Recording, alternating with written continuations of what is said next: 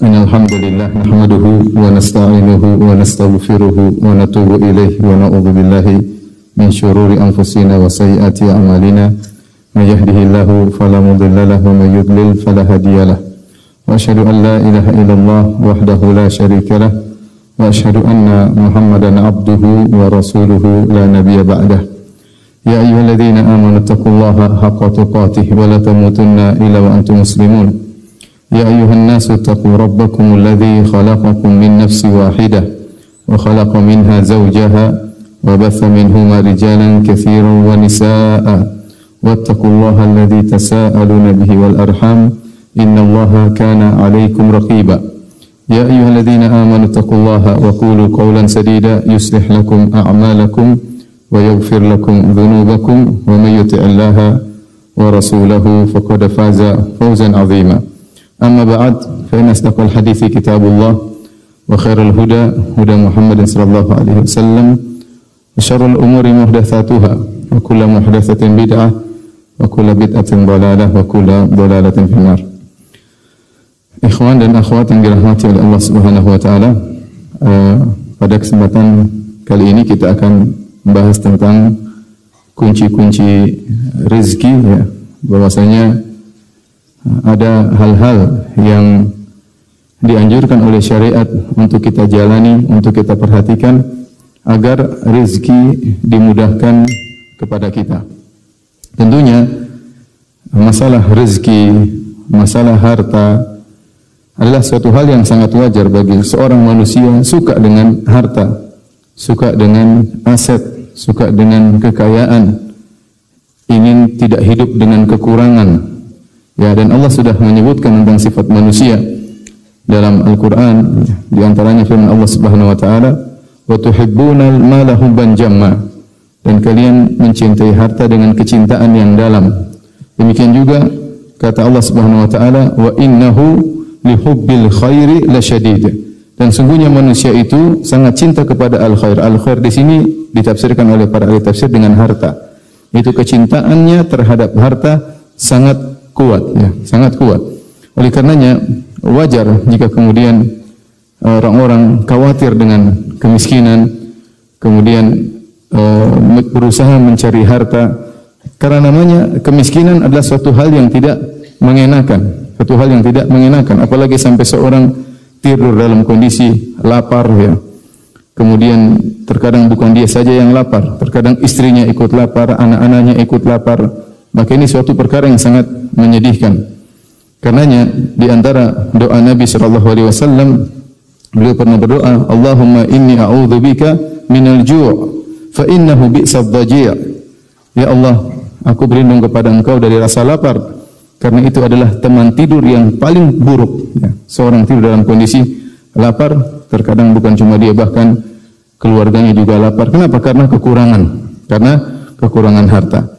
Makanya kita dapati dalam banyak hadis juga Nabi SAW berlindung daripada kefakiran. Seperti dalam hadis yang sahih yang diriwayatkan oleh Imam Ahmad dari Abu Hurairah radhiyallahu anhu, beliau berkata, "Kana Rasulullah SAW yaqul," adalah Rasulullah SAW berdoa, "Allahumma inni a'udzubika minal faqr wal qillah wal dhillah wa a'udzubika min an azlim aw uzlam." Yang artinya, Allah, aku berlindung kepada Engkau dari kefakiran, ya, dari memiliki sedikit, dari kehinaan, dan aku berlindung kepada Engkau dari berbuat zalim atau dizalimi oleh orang lain. Demikian juga Nabi SAW berdoa, "Allahumma inni a'udzubika min fitnatil ghina wa min fitnatil faqr." Ya Allah, aku berlindung kepada Engkau dari fitnah akibat kekayaan dan juga dari fitnah yang timbul gara-gara kemiskinan. Kita tahu kemiskinan terkadang menghalangi orang dari banyak kebaikan, terkadang menghalangi seorang dari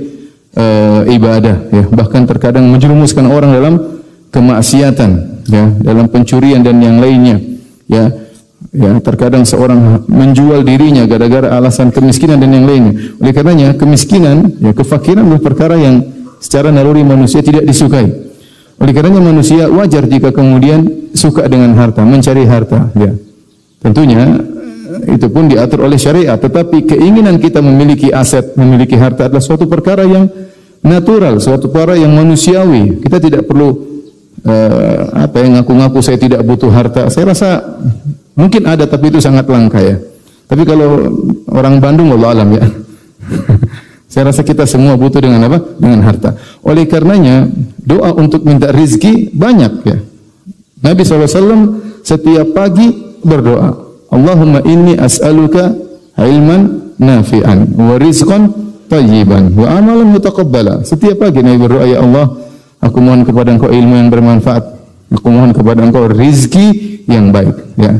Dan aku mohon kepada Engkau amal yang diterima. Bahkan dalam salat kita selalu berdoa tatkala duduk di antara dua sujud, ya, warzuqni, ya, wa'afini wa'fu anni, warzuqni, ya Allah berilah rezeki kepadaku. Kita baca setiap duduk di antara dua sujud. Hadirin dan hadirat yang Allah Subhanahu wa taala, ya. Karena pentingnya rezeki ya, sampai para anbiya dahulu juga mendoakan keluarga mereka untuk mendapatkan rizki. Sebagaimana kisah Nabi Ibrahim alaihissalam tatkala meletakkan putranya dan istrinya di kota Mekah.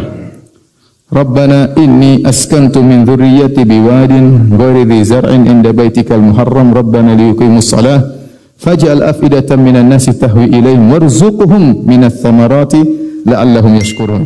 Kata Nabi Ibrahim alaihissalam, ya Rabbku, sungguhnya aku meletakkan anakku, yaitu keluargaku, di lembah ini yang tidak ada tumbuhan sama sekali, agar mereka bisa menegakkan salat. Ya Rabbku, ya, jadikanlah hati-hati manusia condong kepada mereka, itu rindu kepada kota Mekah. Warzuqhum minas samarat, dan berilah rizki kepada mereka berupa buah-buahan. La'allahum yashkurun, semoga mereka bersyukur. Kalau perkaranya rizki bukan perkara yang penting, ngapain Nabi berdoa tiap pagi? Ngapain setiap salat Nabi berdoa? Ngapain Nabi Ibrahim tidak mendoakan keluarganya? Ya, dia seorang mengkhawatirkan dirinya dan juga mengkhawatirkan keluarganya. Ingin Allah memberi rezeki kepada kita, kepada keluarga kita, ya. Apalagi keluarga akan kita tinggalkan. Kita berdoa kepada Allah, suatu hal yang sangat wajar, ya. Dan Allah Subhanahu wa taala menyuruh kita untuk mencari rezeki, ya. Kata Allah Subhanahu wa taala, ya, huwa alladhi ja'ala lakumul arda dhalula famshu fi manakibiha wa kulu min rizqi. Dialah yang telah menundukkan bumi bagi kalian, maka pergilah ke penjuru bumi, ya. Wa kulu min rizqi, dan makanlah rezeki Allah Subhanahu wa taala. Allah berfirman, fa idza qudiyatis salatu fantashiru fil ardi wabtaghu min fadlillah. Kalau kalian sudah selesai salat Jumat, bertebarlah di atas muka bumi dan carilah karunia Allah Subhanahu wa taala. Jadi pentingnya rezeki kita sama-sama tahu, ya. Kalau antum enggak punya rezeki juga mau ikut pengajian susah, ya enggak? Enggak punya motor mau ikut pengajian susah. Enggak punya kuota enggak bisa nonton juga di YouTube, susah. Jadi memang rezeki kita perlukan ini. Tapi yang kita mau adalah rizqan thayyiban, rezeki yang baik. Jadi ini pembahasan penting bagi kita semua, ya. Bagi saya, bagi antum, ya. Karena setiap kita punya tanggung jawab, ya. Bagi yang jomblo juga penting, ya, biar dapat rezeki istri yang soleha, ya. Bagi yang punya perusahaan juga perlu berdoa, ya, agar, ya, misalnya perusahaannya stabil, agar dia bisa mensyukuri rezeki Allah Subhanahu wa taala, ya.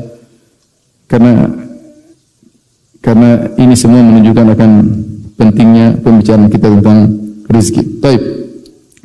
Hal berikutnya yang ingin saya sampaikan sebelum kita menyampaikan tentang kunci-kunci rezeki, bahwasanya kita harus sadar rezeki itu tidak terbatas pada materi. Rezeki itu anugerah, kalau bahasa kita, anugerah karunia, ya.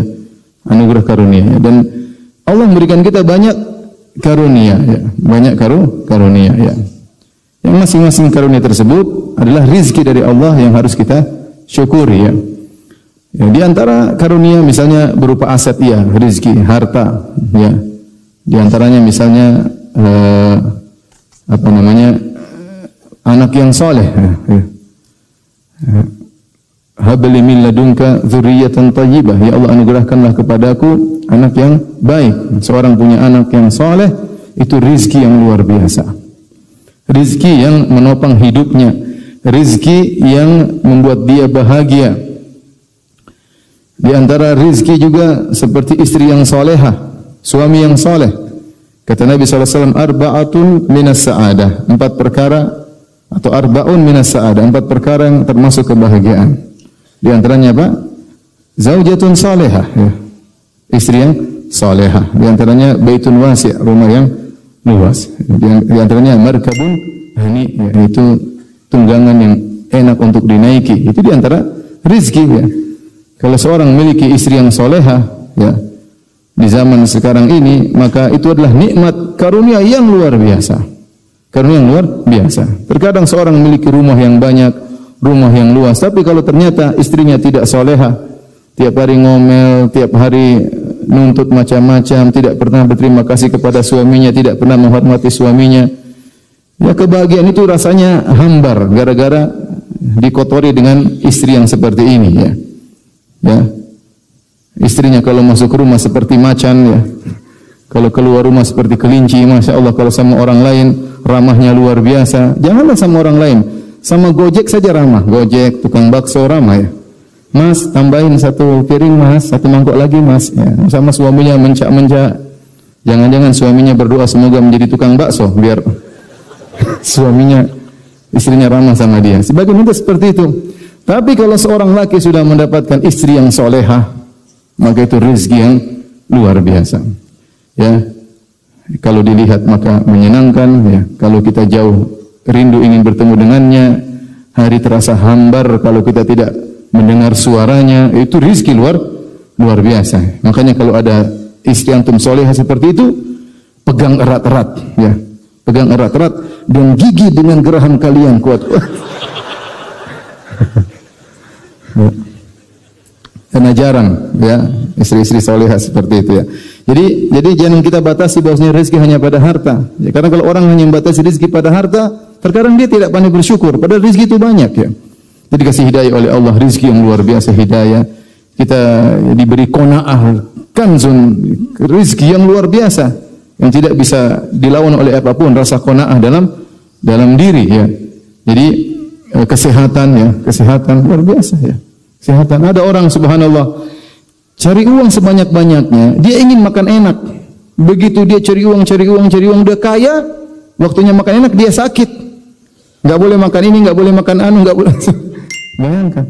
Dia bisa masuk ke rumah sakit yang termahal. Bisa, dia bisa beli obat yang termahal. Dia bisa bayar dokter yang termahal, tapi tetap aturan berlaku, enggak boleh makan ini, enggak boleh makan ini, enggak boleh makan ini.